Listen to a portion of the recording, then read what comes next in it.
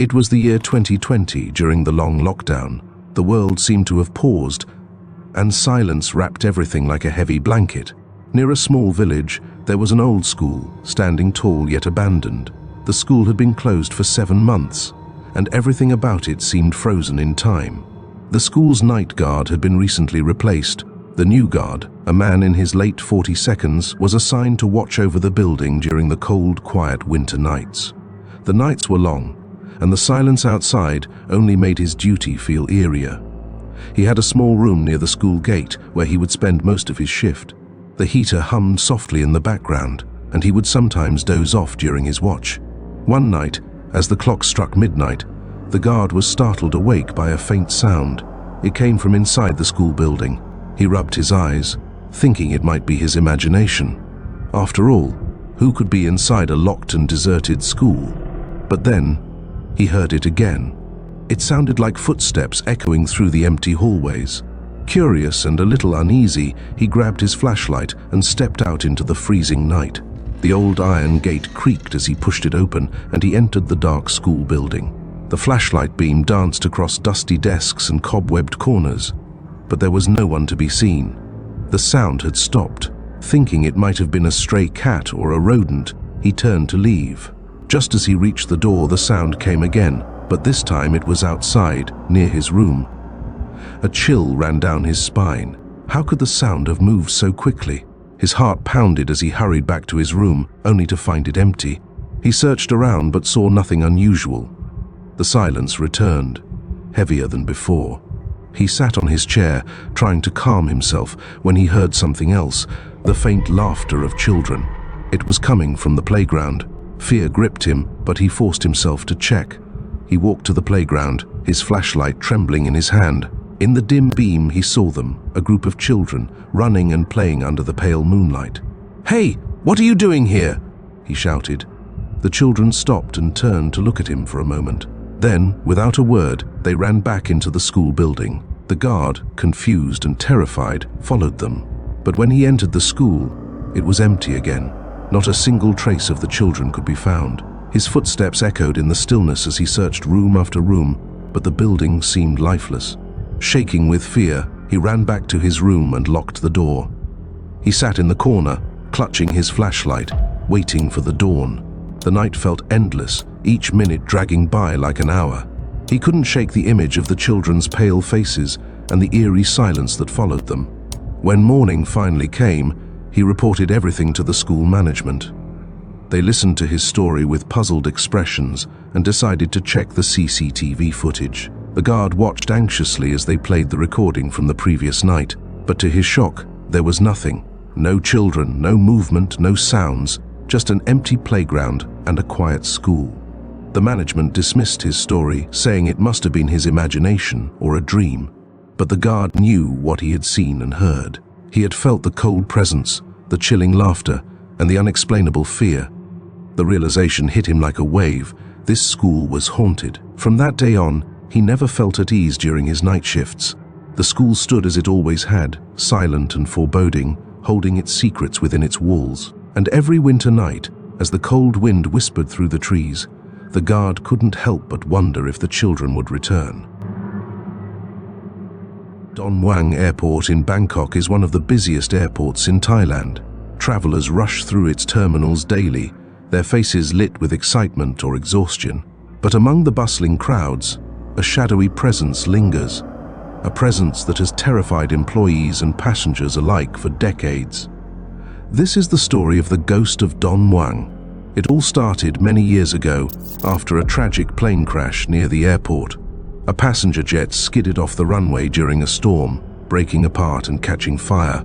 Many lives were lost that night, and though the airport was cleaned up and repaired, some say the souls of the victims never left.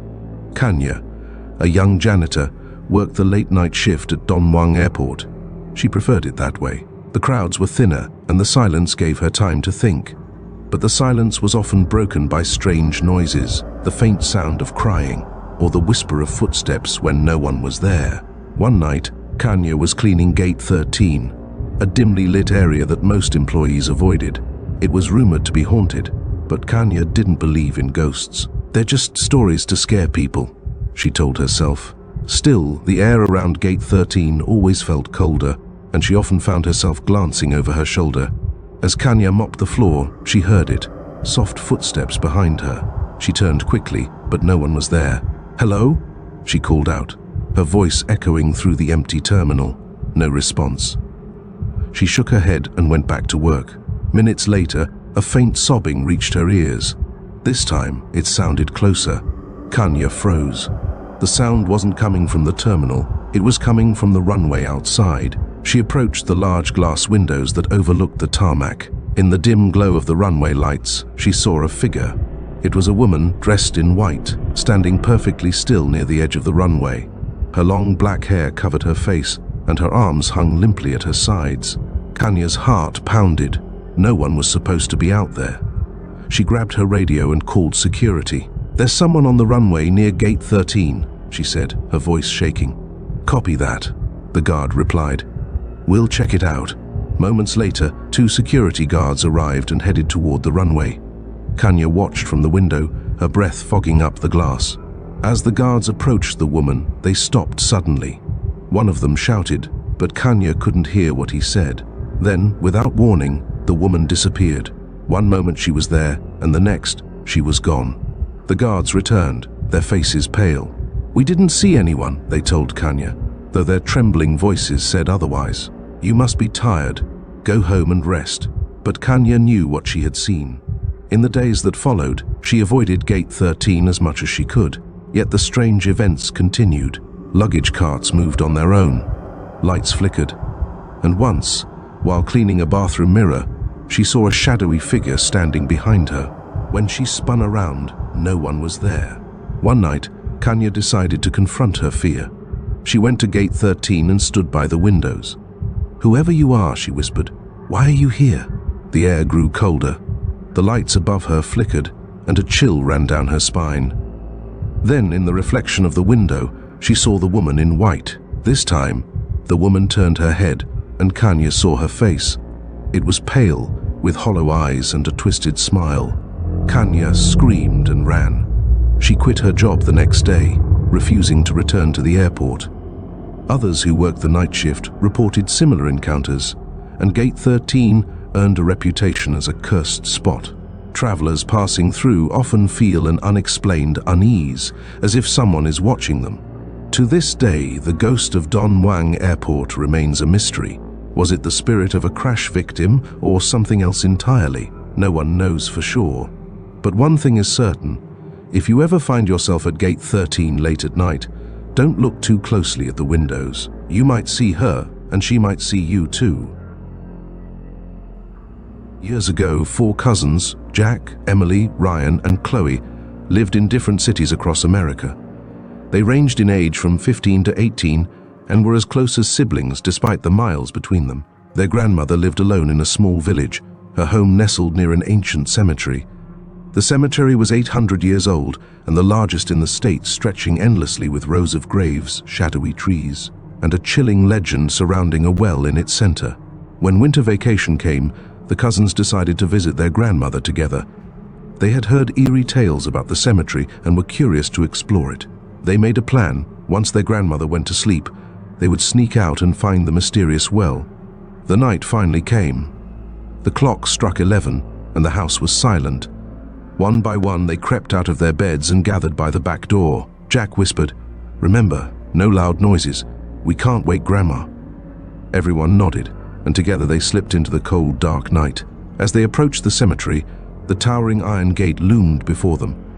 It was over 500 years old, its rusted surface covered in ivy and cobwebs. The gate creaked loudly as Jack pushed it open, sending shivers down their spines. "It's just the wind," Emily said, trying to calm herself. They entered the cemetery, guided only by the dim glow of the moon. Rows of gravestones stretched endlessly in every direction. The air was cold, and the silence was broken only by the crunch of leaves under their feet. After walking for a while, Ryan suddenly stopped. "Guys, I think we should go back," he said nervously. "This place doesn't feel right." "Don't chicken out now," Chloe said. "We're almost there." But they weren't. The well was farther than they had imagined. As they pressed on, they heard a faint noise coming from the right, a soft, eerie sound, like a whisper carried by the wind. "Did you hear that?"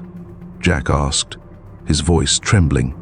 They turned toward the sound, but when they looked, there was nothing there. Uneasy but determined, they continued their journey. The night seemed to grow darker, and the air colder with every step. Then, a shadow appeared in the distance. "Look, someone's coming!" Ryan exclaimed, pointing ahead. The cousins panicked and ducked behind a row of graves. A group of figures passed close by, their footsteps crunching on the frosty ground. The cousins held their breath until the strangers disappeared into the darkness. "I don't think we should do this anymore," Emily whispered. "Let's go back." Reluctantly, they agreed and turned around. But after walking for what felt like hours, they realized they were lost. The path they had taken earlier was gone, swallowed by the endless maze of gravestones. Panic set in, and Ryan began to cry. "Don't cry," Chloe said, though her voice wavered. "We'll find our way back." They tried to retrace their steps, turning left, then right, but nothing looked familiar. Suddenly they heard another noise, a low, guttural moan coming from deep within the cemetery. Terrified, they started running in random directions, their hearts pounding in their chests. "Wait," Jack shouted, pointing to a gravestone. "I remember this. We came from that way." The others followed him, hope returning as the surroundings grew more familiar. After what felt like an eternity, they found the gate. As they stumbled out of the cemetery, tears streamed down their faces. "Thank God," Emily whispered, her voice shaky. Back at their grandmother's house, they vowed never to return to the cemetery. But questions haunted them. Who were the people in the cemetery? What made those terrifying noises? And most chilling of all, what secrets did the well in the center hold? To this day, the cousins remember that night with a mix of fear and unanswered mystery. If you enjoyed the video, please give it a like, leave a comment, and don't forget to subscribe to the channel. Also, hit the bell icon so you never miss an update.